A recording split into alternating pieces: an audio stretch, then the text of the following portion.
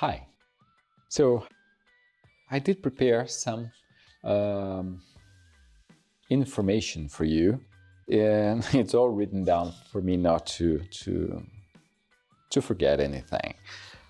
My conversation today is in regards to jointfulness, and this, for me, highly relevant and meaningful concept that I've been developing over the past many years. At first, it was just me observing my students, observing comments, observing their feedback, starting to realize and to understand a few patterns in the results I was able to deliver.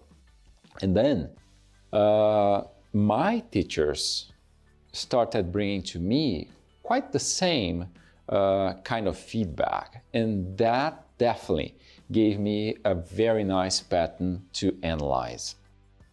When I've seen this pattern, people referring to the benefits of this practice, this method, in a very broad manner. They were talking about an optimized metabolism. They were talking about losing fat without exercising more. They were talking about sleeping better, relaxing more, operating from a much more balanced state in their nervous systems. But mainly, they brought to me the idea that they were feeling better in a vague, although undeniable manner. And that was quite interesting for me, because a random feeling of well-being was rising, sometimes from highly passive classes. So I was, and many times I went very deep into the passivity of the process, trying to minimize the endorphin side of the physical activities, trying to lean more and more towards pure joint work and pure nervous system work. And then, at the same time, mindfulness, with all its amazing benefits and amazing books and explanations and lots of science behind, was bringing to all of us the value of a solid state of presence. After analyzing results, reading all those patterns, and after reading a lot about mindfulness, finally I understood that what I was seeing was actually what I came to understand as jointfulness. This little word that was able to communicate very rapidly and very objectively to my students why they were feeling so well. It's joy plus joint plus fullness. So it's joy. And the joyful component is very important to me, because that was one of the main mind-blowing pieces of feedback I've got from my students. They were feeling better. Sometimes they would say, no, it's not that I'm sleeping better. No, it's not that I'm more relaxed. I'm just feeling better. Everything is the same, but I feel better. And every time I take a class, I feel amazingly better. So that was so common that I was not able to define what we do in one word without the idea of joy. And then gradually, joint, and joints, they became the main side of my work when it comes to the body. And the fullness, this state of presence that has the potential to be mind-blowing sometimes. And alone, this idea can deliver lots of healthy benefits that definitely I don't need to tell you, because they are everywhere. They are written everywhere. So, just for you to understand in a more organized way, quote, "The full attention or mindfulness is a lifestyle that consists of being open to the present experience, observing your thoughts without any judgment, criticism, or other thoughts. Mindfulness, a practical guide to finding peace in a frantic world, by Danny Penman and Mark Williams.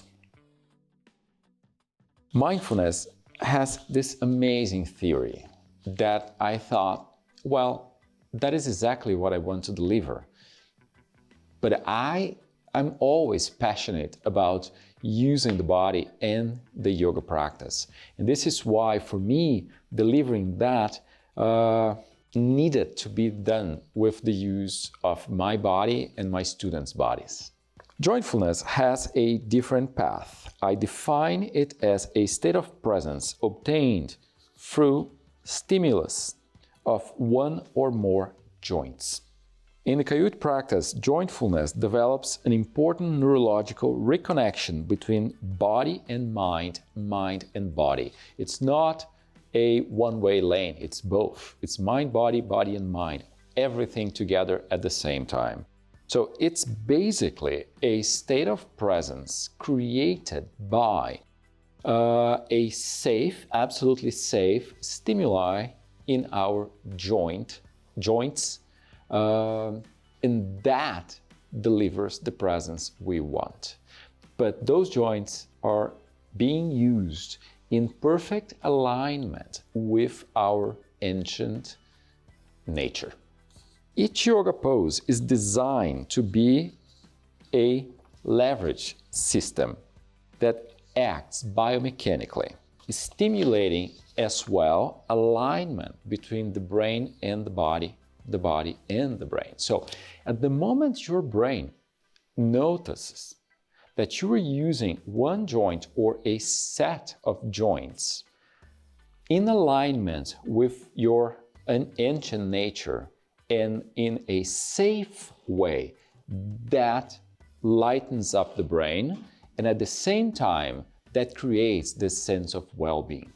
The joint is as well a tremendous effective way for you to approach your own nervous system. When you do it right, when you do it safely, you always harvest a tremendous amount of relief and relaxation. So that is very important. And then the more you do that, the more you create this event in your brain. So the more you practice your capacity to be present, using your joints in alignment with nature and safely, the more that state is accessible to you. And that creates in you, in me, the neurological ability, capacity to be more present every day and to experience this joyful experience, this joyful feeling, perception, not only as we practice, but after practicing as well. And that state might be lasting longer and longer and longer the more you practice and the more you increase your capacity to be safe in this process.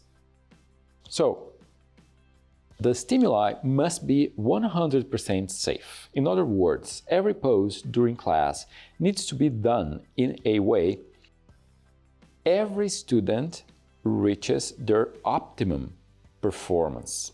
It's essential to understand how far the body can get without feeling pain or too much discomfort, because that will bring uncertainty to the organism.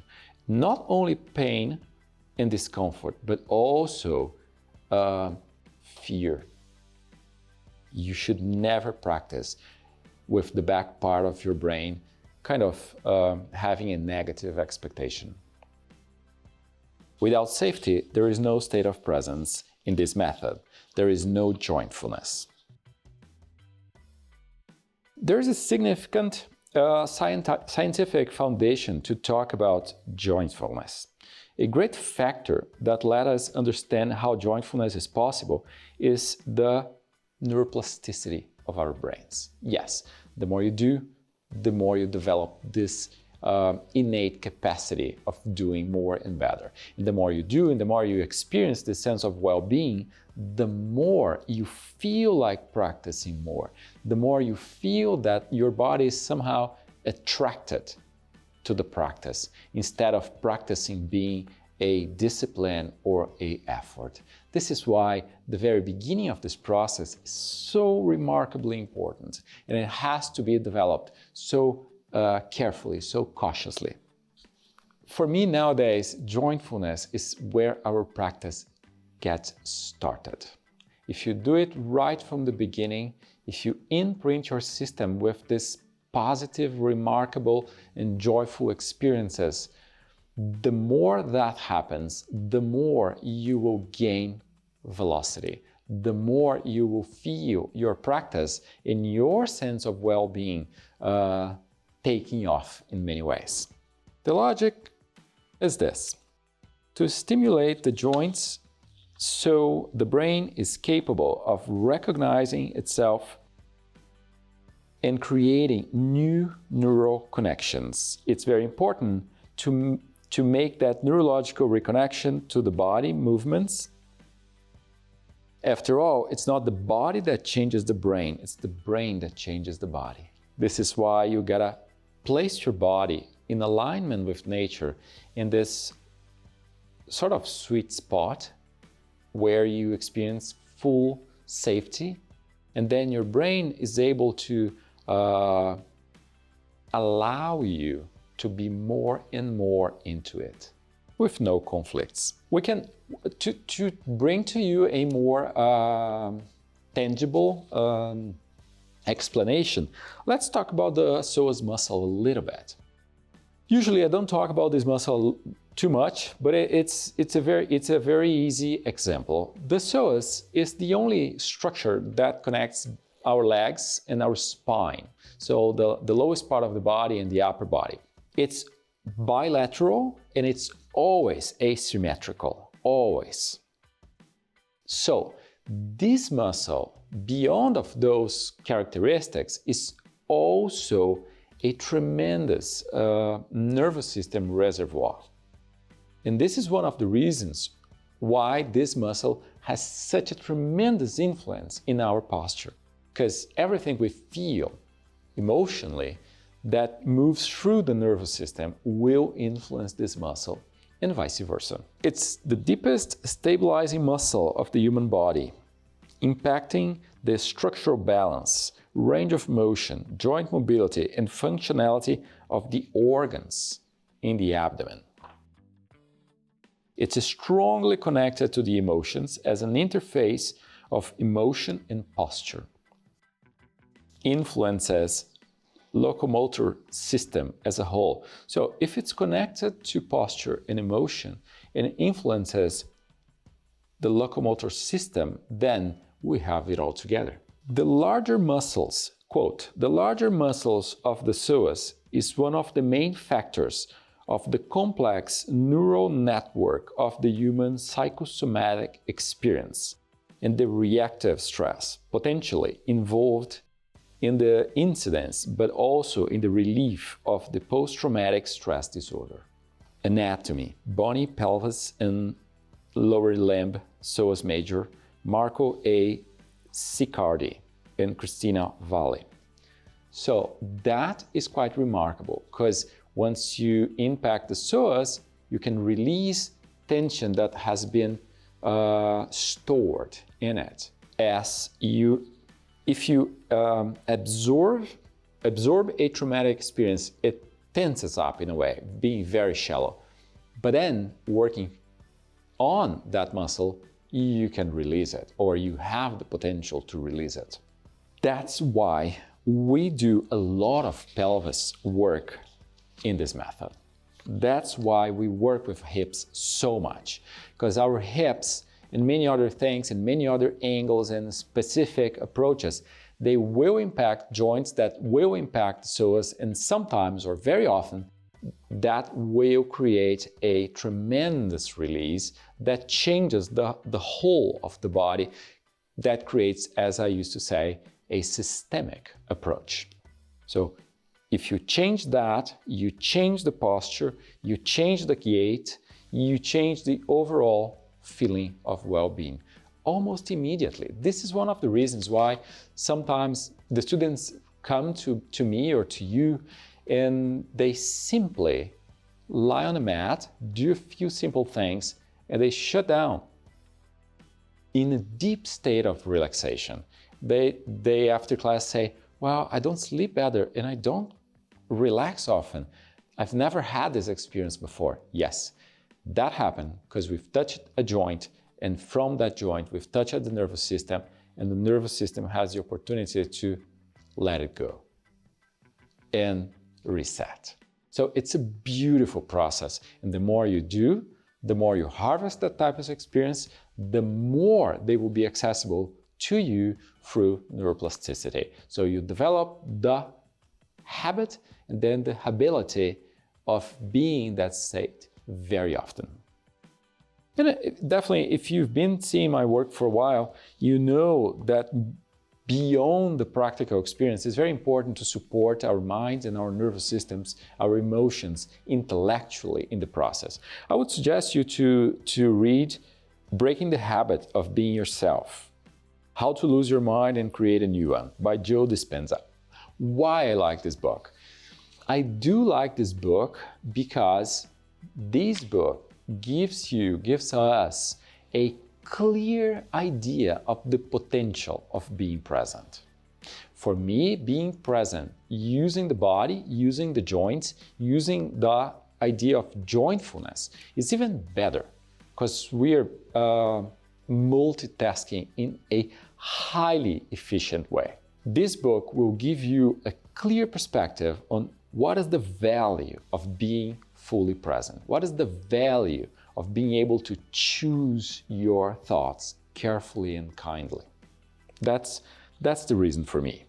And then a question that quite often you all bring to me. Why the joints? Well, guys, I think the joints are the fastest way for us to get into our brains in alignment with nature, biomechanically in alignment with nature, neurologically in alignment with nature. I think we accumulate tension in our joints quite a lot because of our lifestyle nowadays. And I believe that is a tremendous source of access to the creation of parasympathetic discharges, meaning moments of growth and repair, moments that we have to learn how to nurture in our daily lives. In our society, we are all overcharged in a certain level. We are all wired up most of the time. We are operating most of our lives in sympathetic mode, meaning always reactive, always reactive, always reactive, always creating in our psoas muscle the impulse to run or to fight. If we don't learn how to operate in a more balanced way, and I would say, considering our lifestyle nowadays, slightly towards a more parasympathetic mode, then we are not understanding how we should be practicing yoga in this modern way of living that we have. That's my point. So jointfulness is about that. It's about cleaning up the tension and the nervous system tension that we've been creating and depositing in each and every joint. Then doing that in alignment with our ancestors' potential, biomechanically speaking, and then optimizing the whole system at once. That's jointfulness. Thank you.